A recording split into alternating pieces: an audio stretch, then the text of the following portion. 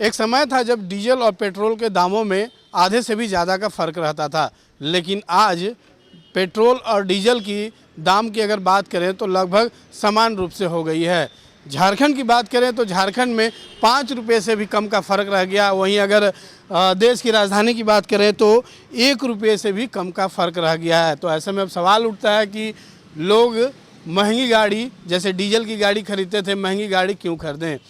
कहीं ना कहीं कस्टमर को भी, जो आम पब्लिक है उनके ऊपर भी काफ़ी असर पड़ता है।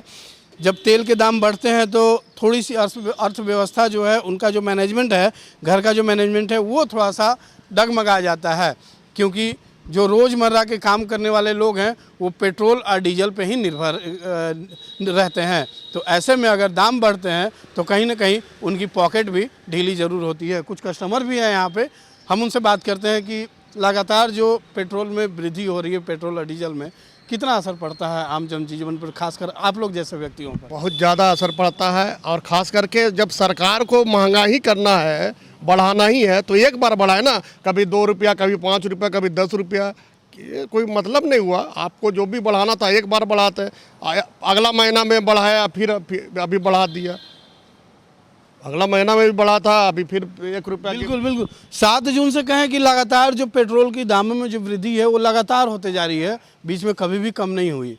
तो ये बताइए कि मैनेज करना कितना मुश्किल हो जाता है। बहुत ज़्यादा। देखिए, मीडियम क्लास आदमी, हम लोग जैसा आदमी लोग को मरण हो जाता है। ये सब इतना ज़्यादा महंगाई, जब हम लोग को ऐसा हो रहा, जो नीचे तबके के लोग हैं, हमसे जो छोटे हैं, उन लोग को तो और दिक्कत होती होगी।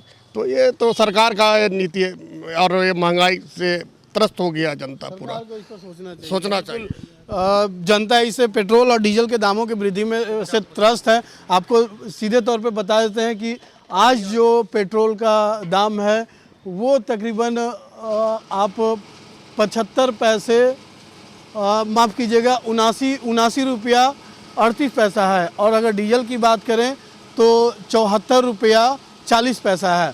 तो एक तरह से कहें कि कल और आज में कितना का फ़र्क हुआ है, कितना का वृद्धि हुआ है, ये थोड़ा पेट्रोल पंप वाले भाई साहब से ही जान लेंगे। कल का रेट में और आज का रेट में कितना का फ़र्क है। पेट्रोल में हुआ है आपका 27 पैसा, हाँ। और डीजल में 56 पैसा। ये जो दाम में फ्लैक्चुएशन आता है, जो बढ़ता है, आप लोग खासकर पेट्रोल पंप वाले को किस चीज़ का सामना करना पड़ता है, कौन सी दिक्कत का सामना करना पड़ता है। सब यही कस्टमर आते हैं, पूछते हैं कितने दाम बढ़े हैं, कितना हुआ है, यही सब पूछते हैं। और जाहिर सी बात है कि जो रेट का फ्लैक्चुएशन होता है, हर कस्टमर को कहीं ना कहीं मन में ये थोड़ी सी डर रहता है कि आज पता नहीं कितना दाम बढ़ गया होगा, डीजल में कितना हो गया होगा, पेट्रोल में आज कितना बढ़ गया होगा। तो कहीं ना कहीं थोड़ा सा मन में चिंता जरूर रहता है कि आज पता नहीं कितना पॉकेट से एक्स्ट्रा पैसा जाएगा और घर के लिए कितना बचा पाएंगे। तो ऐसे में सभी की जो चिंताएँ हैं वो वाकई में जायज़ है, क्योंकि जो आज की आर्थिक स्थिति है वो वाकई में लोगों के पास अच्छी नहीं है, थोड़ी सी दयनीय है।